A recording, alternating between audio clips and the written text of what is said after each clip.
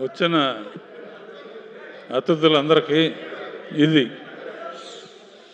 బాబు అందరికీ ఇది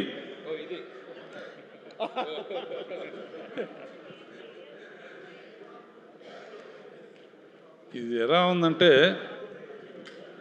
సంక్రాంతి సినిమా అంటున్నారు. సంక్రాంతి ఎస్తో స్టార్ట్ అవుతుంది. Producer Saaho S, Sushmita S, 2 ఎస్సులు కలిస్తే ఎంత సూపర్ హిట్గా కాకుండా ఏమవుతుంది? అండ్ చిన్నప్పటి నుంచి చూస్తున్నా సుస్మితని. ఇటువంటి పెద్ద హిట్ రావటం అమ్మా నీ బాధ్యత ఇంకా బాగా పెరిగింది. సాహో నీకు కూడా, అండ్ మీ ఫాదర్ని కూడా అడిగా అని చెప్పు. చిరంజీవి గురించి ఏం చెప్తాను నేను?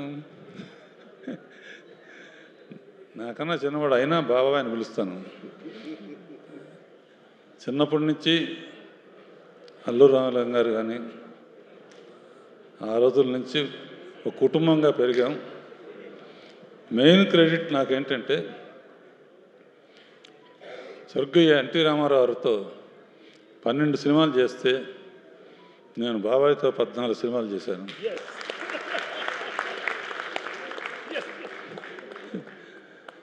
ఇప్పుడు ఏంటంటే జగదేకవీరుడు ఆయనే, అతిలోక సుందరి ఆయనే. అంటే హీరోయిన్ లేకపోయినా ఆయన ఒట్టి ఫోజులతోనే పర్టికులర్గా సీన్లో అమ్మాయి తిడతా ఉంటే అమ్మాయిని తిట్టి గబక్కం చేంజ్ అయ్యి లోపలికి వచ్చి తిట్టకూడదా అంటే అమ్మాయి అయిపోయాడు.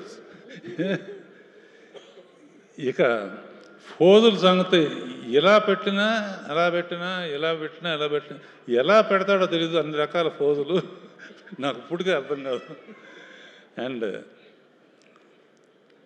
ఒక విత్తనం నాటితే మర్రి చెట్టు అవుతుంది, యాపిల్ చెట్టు అవుతుంది. నేను ఒక విత్తనం నాటాను వీళ్ళిద్దరి మధ్య. బాబాయ్ అనిల్తో ఓ సినిమా చేయాలి నువ్వు అని ఒక చిన్న విత్తనం నాటాను. యాపిల్ చెట్టు వస్తుంది అనుకున్నాను, కానీ వటవృక్షం అయిపోయి మర్రి చెట్టు అయిపోయింది. మరి ఎంతమంది నీళ్లు పోసారో, అమృతం పోసారో ఏం తెలుసు. అండ్ యూ డిజర్వ్ ఇట్ బాబాయ్. ముఖ్యంగా మా వెంకీ, ఇతని ಏನಪ್ಪಾ ಏನು ಇದು మాదిరి వెంకీ గౌడ్ ఎల్లింద బందిరి అంటే కన్నడంలో మొదలుపెట్టి నువ్వు కూడా ఎండ్లో జాయిన్ అవ్వటం అనేది సినిమా దుమ్ము దులపటానికి కారణమైంది. అండ్ ఎంటర్టైన్మెంట్ మీ ఇద్దరు కలిసి పోటీ పడి చేశారంటే అంటాం అంటాం. నాకు ఇందాక కారు అనిల్ నీకు ఇచ్చారే, అనిల్ ఏ సినిమాకైనా సరే ఇప్పుడు వరకు నేను అన్ని సినిమాలకి షీల్డ్స్ ఇవ్వడానికో దేనికి వస్తూ ఉంటాను. వాళ్ళు ఊరు వెళ్ళాను ఇందాక చెప్పాను. నాకేం గుర్తుకొచ్చిందంటే అప్పుడు అడవిరాముడు అయిన తర్వాత నేను ఫస్ట్ కారు కొంటే అన్నగారి దగ్గర తీసుకెళ్ళిన, షూటింగ్లో ఉన్నారు, నేను పక్కన కూర్చున్నాను, ఆయన తోలారు. దాంతో నేను ఈ స్థాయికి వచ్చాను. ఇప్పుడు నువ్వు తోలేవు, ఆయన కూర్చున్నారు, ఇంకెక్కడికో ఇద్దరు.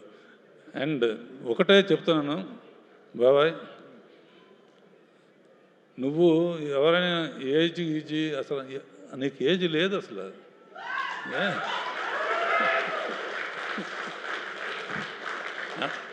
అందరూ నన్ను అడుగుతారు, మా ఇంట్లో వాళ్ళు కానీ బయట అందరు కానీ, ఏంటి చిరంజీవి రహస్యం ఏంటి?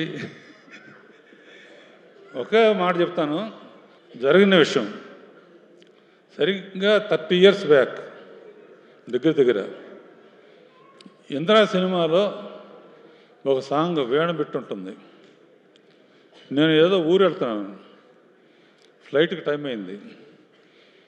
8 రూమ్లో ఆ సాంగ్ చూడమని దత్తు గారును వాళ్ళు కవర్ చేశారు. టైం లేదంటే ఆ ఒక్క సాంగ్ చూసేవాళ్ళు.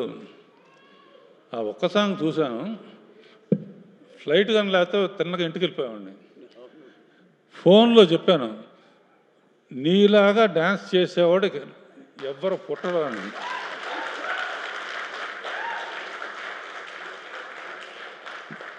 సేమ్ వేణుబెట్టు చాలామంది చేశారు, చాలామంది ట్రై చేశారు. కానీ ఆ జిమిక్ ఏంటో, ఎక్స్ప్రెషన్స్ ఏంటో, ఎలా ఇస్తాడో ఏమను.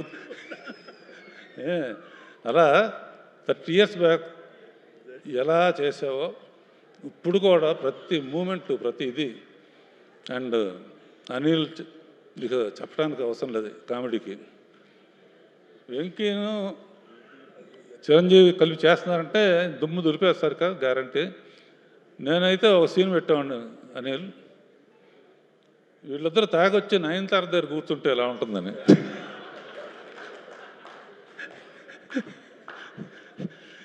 సరే, జరిగింది జరిగిపోయింది. సంక్రాంతికి నిజంగా యాక్చువల్గా ఏంటంటే సంక్రాంతి టైంకి ఇండస్ట్రీ చాలా డల్గా ఉంది. డల్గా ఉన్నప్పుడు ఇండస్ట్రీ గబుక్కున హనుమంతుడు అందరూ దెబ్బతిని కినబడిపోతే అనిల్ సైగ చేశాడు. చిరంజీవి వెళ్ళి సంజీవిని తీసుకొచ్చి మొత్తం ఇండస్ట్రీని బతికించాడు. అండ్ ఇది ఫ్యాక్టు. అనదర్ థింగ్, పోయిన పిక్చరు సంక్రాంతికి వస్తున్నప్పుడు భీమ్స్కి చెప్పాను, భీమ్స్